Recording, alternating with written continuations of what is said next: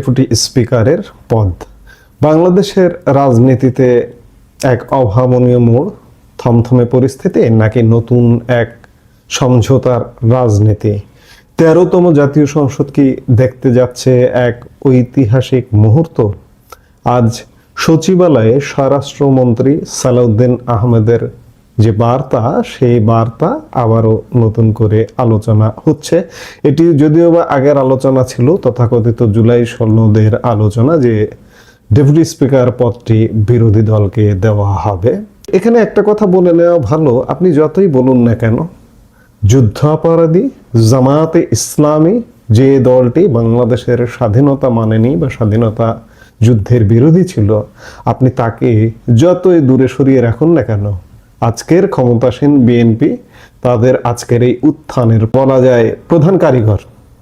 তাদের রাজনীতির সুযোগ দিয়েছে জিয়াউর রহমান, তাদের গাড়িতে পতাকা উঠিয়েছে 2001-06 বিএনপি সরকার, সেই সময়ের প্রধানমন্ত্রী বেগম খালেদা জিয়া। আজকে তাদেরই পুত্র জিয়াউর রহমান এবং খালেদা জিয়ার পুত্র তারেক রহমান বাংলাদেশের মানুষ যতই সেন্টিমেন্টালি বলুক না কেন জামাতকে দূরে রাখতে হবে, জামাতকে ভোট দেওয়া যাবে না, জামাতকে বাইরে রাখতে হবে, জামাতের পুনর্বাসন কেন্দ্র আসলে আলটিমেটলি বিএনপি। তথাকথিত জুলাই সনদ, সেই সনদে কি আছে যে ডেপুটি স্পিকার পদ বিরোধী দলকে দিতে হবে। এখন জুলাই সনদের দোহায় দিয়ে অনেক কিছুই হচ্ছে। যেমন এই স্বরাষ্ট্রমন্ত্রী গতকালকে পুলিশ হত্যার তদন্ত নিয়ে একটি মন্তব্য করেছেন যে পুলিশ হত্যার তদন্ত হবে না, অর্থাৎ পুলিশ হত্যা করে পার পাওয়া যাবে এমন একটা স্বীকৃতি দিয়েছেন স্বরাষ্ট্রমন্ত্রী। এইসব স্বীকৃতি দিয়ে স্বরাষ্ট্রমন্ত্রী হিসেবে কতক্ষণ থাকবেন, পুলিশ কতক্ষণ রাখবে, কিংবা বাংলাদেশের মুক্তিগামী জনগণ কতক্ষণ রাখবে, সেটি আমরা নিশ্চয়ই দেখবার বিষয়। তারেক রহমানের নেতৃত্বাধীন বর্তমান সরকার কি তবে ক্ষমতার ভাগাভাগির পথে হাঁটছে, নাকি জুলাই জাতীয় সনদ বাস্তবায়নে বিএনপি সরকার দেখাচ্ছে চূড়ান্ত আন্তরিকতা? প্রধান বিরোধী দল জামায়াতে ইসলামীকে ডেপুটি স্পিকারের পদ দেওয়ার এই প্রস্তাবের নেপথ্যে আসলে কি চলছে? সোমবার সচিবালয়ে এক অত্যন্ত গুরুত্বপূর্ণ বৈঠক অনুষ্ঠিত হয়।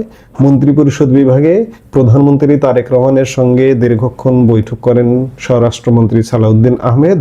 বৈঠক শেষে বেরিয়ে আসার সময় সাংবাদিকদের প্রশ্নের জবাবে তিনি যা বলেছেন তা কোনোভাবে ছোট করে দেখার সুযোগ নেই।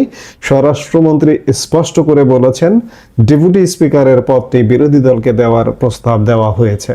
এখানে একটি বিষয় লক্ষ্য করুন, সাধারণত সংসদীয় গণতন্ত্রে স্পিকার এবং ডেপুটি স্পিকার উভয় পদে সরকারি দল নিজেদের কাছে রাখে, কিন্তু বর্তমান সরকার এই প্রথা ভেঙে বিরোধী দলকে গুরুত্বপূর্ণ এই সাংবিধানিক পদটি দিতে চাইছে। এখন প্রশ্ন উঠতে পারে, কেন এই সিদ্ধান্ত? স্বরাষ্ট্রমন্ত্রী তার বক্তব্যে এর কারণও পরিষ্কার করেছেন। তিনি বলেছেন, জুলাই জাতীয় সনদের সমঝোতার প্রতি সম্মান জানিয়ে সংসদে ডেপুটি স্পিকার পদে বিরোধী দল থেকে নিয়োগ দেওয়া হবে। দর্শক, আপনারা জুলাই জাতীয় সনদ সম্পর্কে জানেন, সেটি নিয়ে আর বিস্তারিত কথা বলবার কিছু নেই। স্বরাষ্ট্রমন্ত্রীর এই বক্তব্য প্রমাণ করে যে বিএনপি সরকার তারা তাদের প্রতিশ্রুতি রাখতে চাইছে। তারা শুধু মুখে নয়, কাজেও বিরোধী দলকে মূলধারার রাজনীতিতে সম্পৃক্ত করতে চায়। এই ডেপুটি স্পিকার পদের জন্য কাকে প্রস্তাব দেওয়া হয়েছে? স্বরাষ্ট্রমন্ত্রী সালাউদ্দিন আহমেদ জানিয়েছেন, এজন্য প্রধান বিরোধী দল বাংলাদেশ জামায়াতে ইসলামীকে নাম ঠিক করতে বলা হয়েছে।